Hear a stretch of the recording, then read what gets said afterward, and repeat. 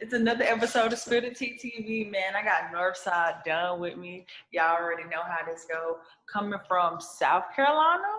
Mm-hmm. Uh-oh. Okay, so let everybody know where they can find you on social media. Yeah, y'all Northside Dawn, man, on Instagram, Facebook, Twitter, everything. Northside Dawn, NORFSIDEDONN.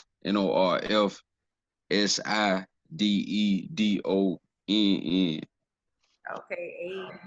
So why the North Side Dunn? Like when I go on your page and when I listen to your music, you have like this dark aesthetic, and it feels like I had played it. I had played your music for somebody, and somebody was like, "It sounds like you about to rob somebody." Like you just have this dark aesthetic, and then North Side Dunn. Like, what's the whole, aura and everything about it? Well, I'm from the north side of my city. I'm from Aiken. I'm from Aiken, South Carolina. So I'm from the north side of the city. That's the biggest side of my city. Like, that's like the side of my city. You know what I'm saying? Like, we got west side, east side, south side, but like north side is the main side. So like I'm from the heart of the city. So that's where the north side come from. But why you say the main side, the heart of the city? Like, what does that mean? Because when I think of South Carolina, I don't really think of. You said Aiken is how you pronounce Yeah. it. Yeah. I mean, that isn't the first city that comes to my mind. But again, I'm not from there. So why is that the heart? How is that the heart of the city, or how is your side like the best side? Or Cause it's the biggest side for one, like Aiken a small town, so north side the biggest side. Like we the largest side of Aiken.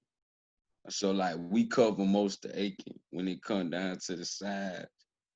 You know what I'm saying? So like when you think about South Carolina, you think about three places. When you think about Charleston, Columbia, and then you think about Greenville. you You think know what I'm about saying? Well, yeah, you think about Myrtle Beach, but Myrtle Beach is like a tourist attraction, like Charleston. It ain't like a city. okay. You know what I'm saying? But yeah, you think about Myrtle too, so you could say four. You know what I'm saying? So like when it come down to Aiken though, Aiken like I think Aiken like one of the biggest counties in the state though. You know what Okay. I'm saying? So like Northside hold most of that shit down. I'm gonna ask my South Carolina folks about your city, you know what I'm saying? See if you really talking about, see if this is facts. Okay. So why Yeah. Phil Jackson in your bio? What is that? What? Cause cause I coach, you know what I'm saying? I coach and I mentor. I got my own uh like athletic development for like the youth. I coach high school, you know what I'm saying? But I got my own business for 22 athletic development, and we mentor and train youth athletes, collegiate athletes, high school athletes. You know what I'm saying? So that's where the Phil Jackson come from. Like I coach, you know what I'm saying? So it's like that whole Phil Jackson aura, like I carry that. Like I idolize guys like Phil Jackson, Greg Popovich, Mike Krzyzewski, Bobby Knight, you know what I'm saying, Charlie Strong, Nick Saban, like the top of the top coaches. I idolize them guys. Like you got a lot of the artists, they follow the Michael Jordans and the Kobe Bryants. Well, Right. The I popular. follow the niggas that coach them. Right. Okay. Got you. So a lot of people follow the athletes, you follow the coach. So you the one putting folks in the game. Yeah. So does this tie like being into sports and being a mentor and a coach, does that tie into you like musically? Oh yeah, for sure. Cause like I I I I put the plays together when it come down to like my situation. Like I ain't famous, like I ain't known, like I ain't one of these niggas that's like I ain't even one of these niggas out of SC that ain't known but got like that's like doing crazy numbers or like ain't known but I got a situation like with like a major or some shit like that. Like you got niggas that's out of like Orangeburg that got deals with major labels or major subdivisions rather, but niggas don't know them in Greenville though. You know what I'm saying? So it's like I ain't one of them niggas. But at the end of the day, like, I got a distribution deal. I got a label deal. I got a distribution deal with a company that's just like an Empire. But I ain't famous though.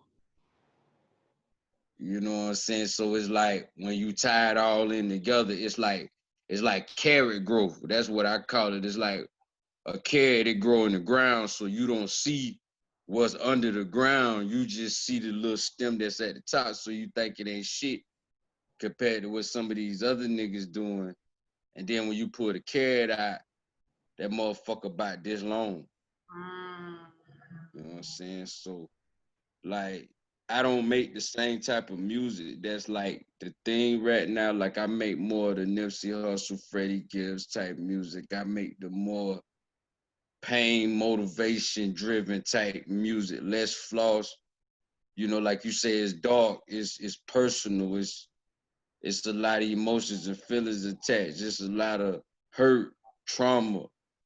You know, it's more mishaps and negativity than positivity. So it's like everybody else shit lit is turned, they got a little bop to it, like they say a vibe, so to say. Nah, and fuck all that. You hear my music, you ain't getting none of that. Especially out of Next Level New Devils, you ain't getting that. Okay.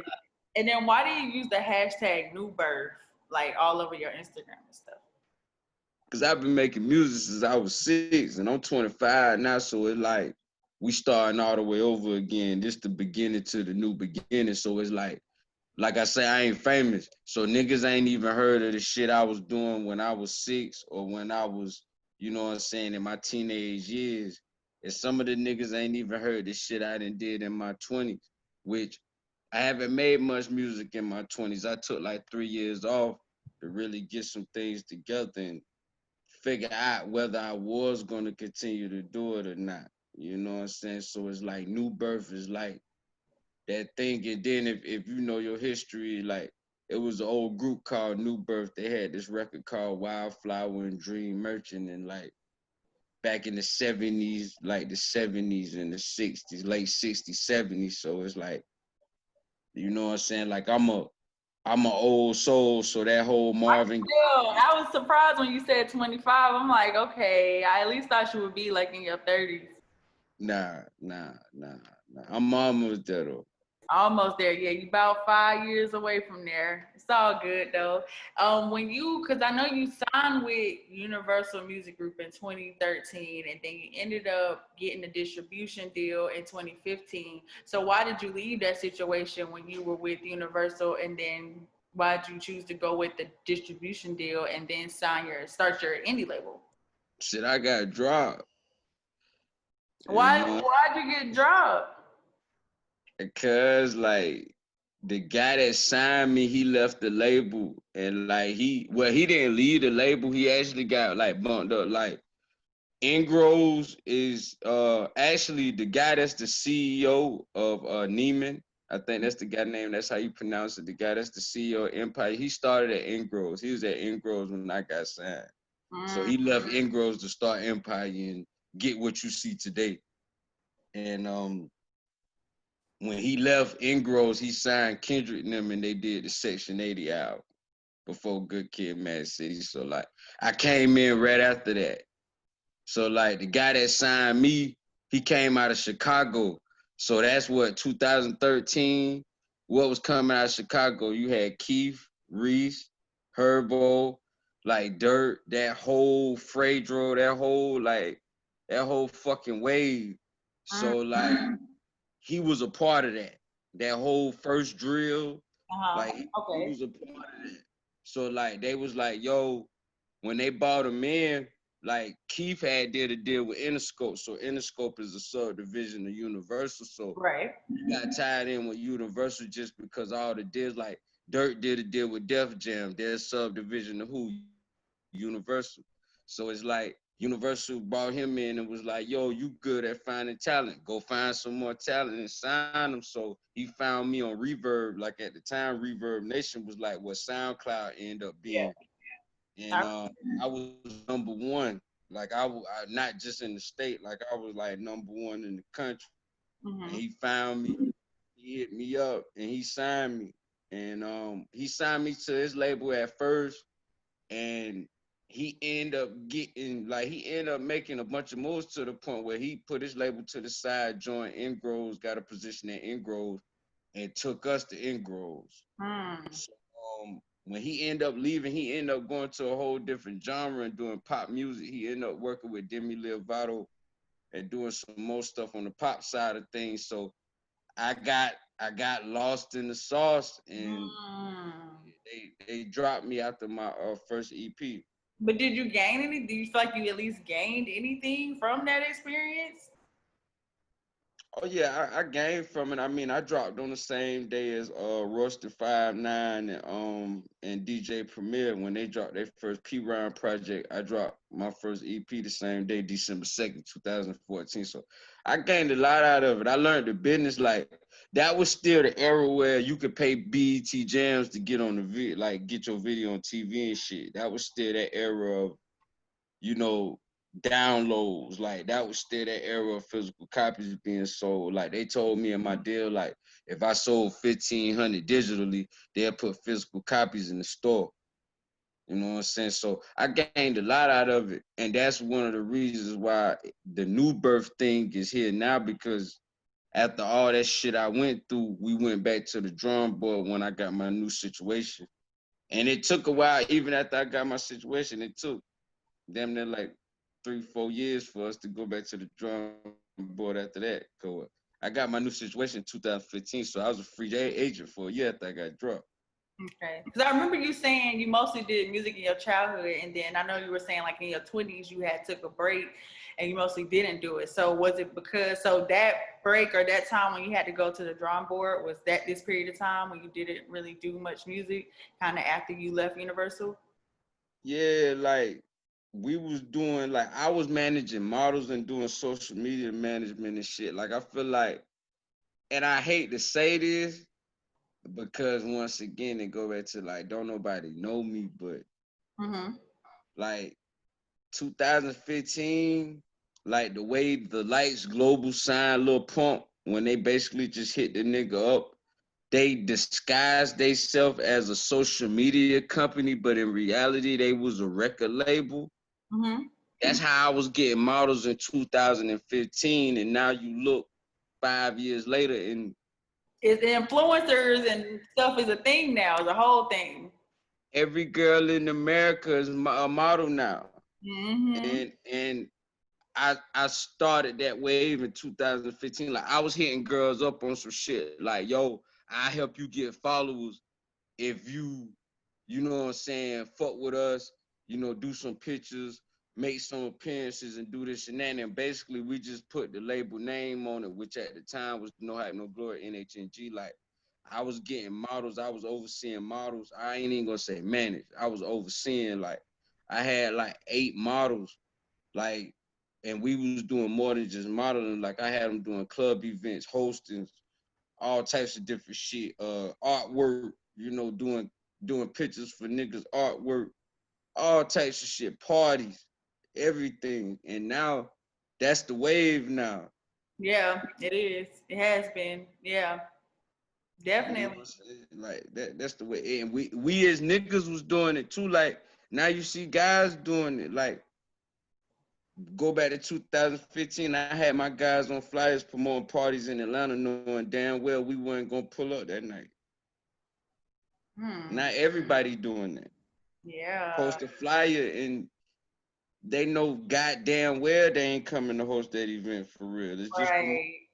Right. That's how people really do. And you thought ahead of the curve because yeah, influencer marketing, or especially when it comes to like club and promo events, like all these IG models or IG influencers, that's huge. There's a lot of money in that, especially in 2019. We didn't do much 2020, but in 2019 we especially saw a lot of that.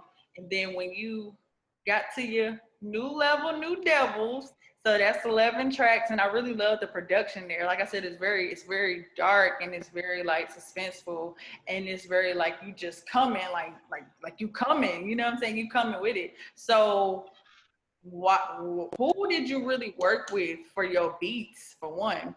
And then what just caused you to want to come about with the concept of this project? I work with a lot of different cats on the beats, mostly Nico Bunkin. He was on the Juice WRLD and Future collaborative project, World on Drugs.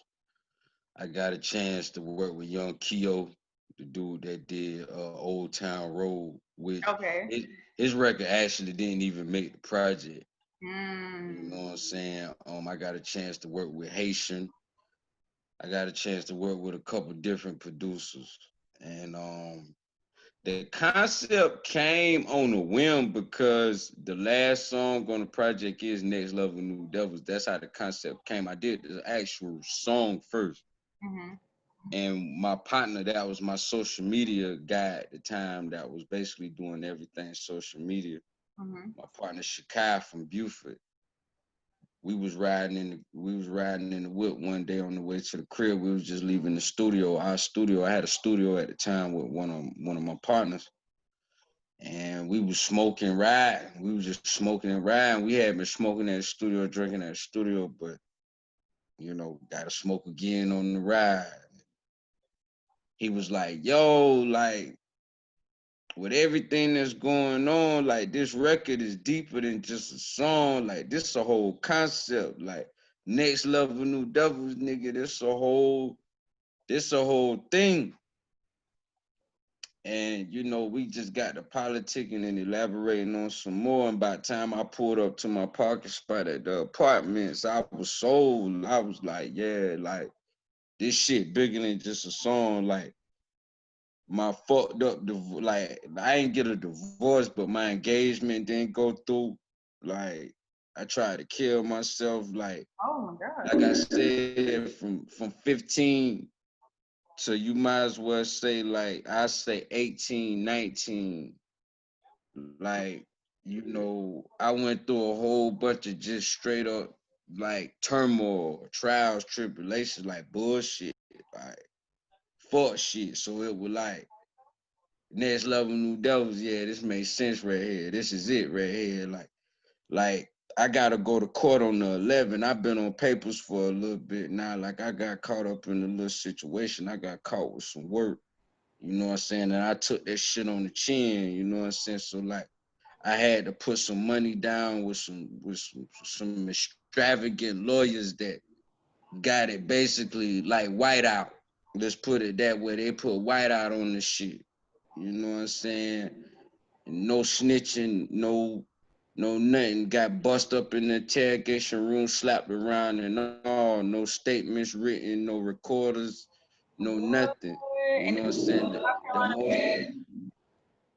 You said what? This is in South Carolina as well? Yeah. I got caught up. I ain't get caught up in my hometown though. I got caught up in Greenville. You know what I'm saying? Where I'm living at now. You know what I'm saying? Like, I went through a lot and I lost a lot and I lost a lot quick. Like, I was in Long Beach for 6 months doing a lot music wise. Like, I was songwriting for different artists and doing a lot of ghost writing and different things like that, being a part of writing camps and shit.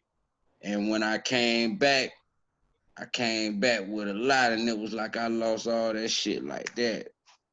Because when I left, I ain't had shit. I left homeless. When I left Greenville at the time, I had got kicked off campus for selling dope and shit. And I was motherfucking homeless, which I had a home to go to, but I wasn't finna go back to my mom's house after I've been gone. Yeah, don't nobody want to go back to their parents' house after they done been through all that shit. I feel you. Especially not go back to Aiken. It wasn't no option. So it was like, and I done been in the city. Like, I done been in the city. I Your boy said he done got about the country. He ain't going back. I was in Tennessee playing ball for 2 years in college. And I got a chance to beat, Nashville, Memphis, Knoxville, travel different places. Like, I wasn't backtracking, wasn't no option. You know what I'm saying? So Next Level New Devils made the most sense. Like, we was gonna call it Babylon 2.5 because I had a project called Babylon Blue Light District Volume 2. But it was like, nah, scratch that shit. We gonna call this shit Next Level New Devils. Hey, I'm fucking with it. I'm okay. So I got to go back and revisit that now that I heard, just an insight and you know, everything that you went through to go through it, man. I'm glad you made it through all of that so you can be able to, you know, inspire the next person, you know, just because a lot of people, when you, especially going through well, you didn't get married and then, you know, just going through everything you went through, almost going through suicide. Like a lot of people still aren't strong enough to handle all of that, you know? So I commend you for But real. I mean, hell, when we were putting together the records before, and I like I said, I hate to say shit like this because it be sounding away when you say it, but it's like the music that like the Polo G's and these niggas making out of the dirt, like what they call that pain shit. Like I wouldn't say Rod Wave, but I say the concepts of the records he make, the pain. I remember I was making that same shit 2013, 2012, 2011, and people was telling me like, yo, it's so dark, it's so painful to where it's hard to get into it. It's draining. Like people was telling me like, yo, this shit too dark. Like They wanted you to have it'll something bring to you. play in the clubs. You was around models and you was around all that shit. So that's what they wanted you to have. So dang, but I'm glad I'm glad you still sticking to your sound and sticking to your pain because yeah, Derez Deshawn, he found a lane for that. Like you said, Rod Wave, dude that passed away, the young dude, Juice World, you know, a lot of people, you know, they found their own lane because they found an audience that do want to dedicate, you know, do want to make music for people that are in pain or, you know, they're just, you know, going through a lot of things mentally. But done. Hey man, let me ask you something, cause folks been tripping lately. You know what I'm saying? Are you in a relationship? Like, do you got a girl or somebody you talk to? Mm-mm. Okay. Let me ask you something because folks really be trying me, and so I don't know if Aisha told you about my platform. I like to be in the streets and ask them random questions, so I had to do at least one. But and it was on my mind. I've been having this conversation. So what does talking mean? Like when people be like, well, like if it's some girl or even you, when you be like, you know, when somebody be like, oh, we used to talk, or oh man, I talked to her, or I talked to him.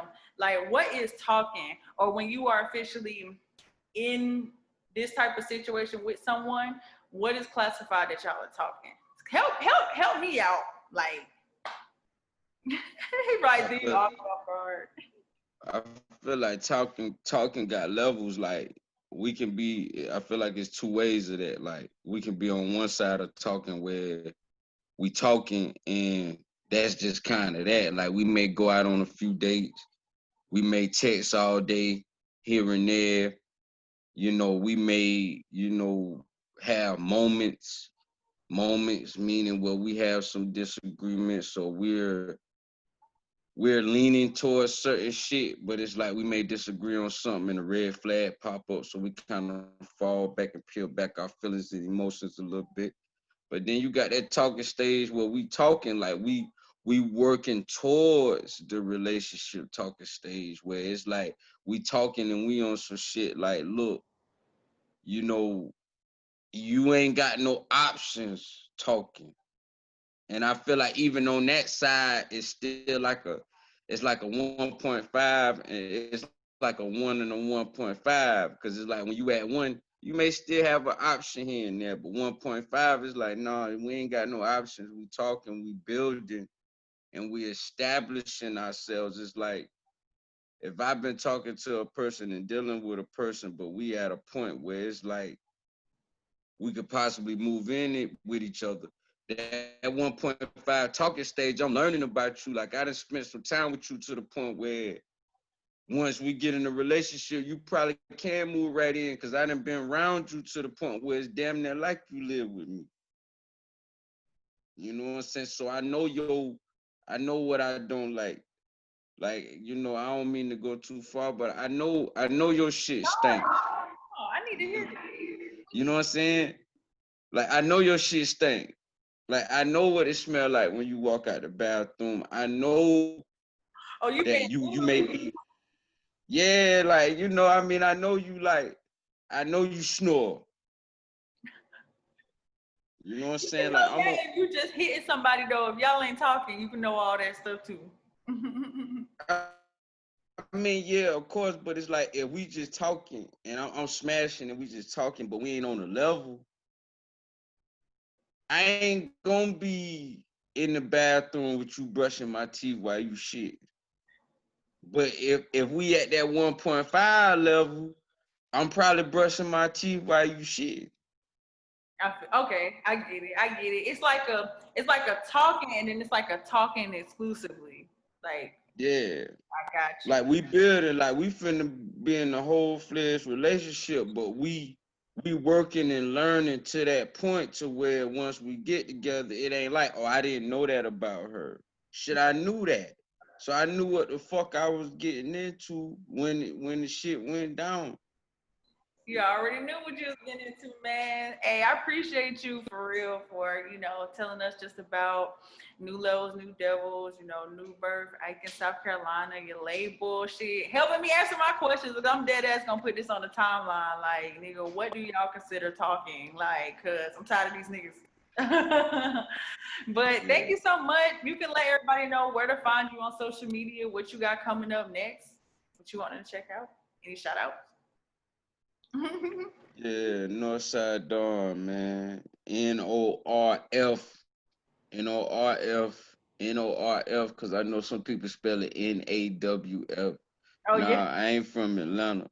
You know what I'm saying? Like that Atlanta niggas spell it that way. Like it's some Aiken niggas spell it that way too, but like I don't like to bite what Atlanta got going on. Like Atlanta do what they do, North Carolina, Charlotte, them do what they do, South Carolina, we gotta do the same. We gotta do what we do. You know what I'm saying? We can't bite, copy, paste, we gotta do what we do. So NORFSIDE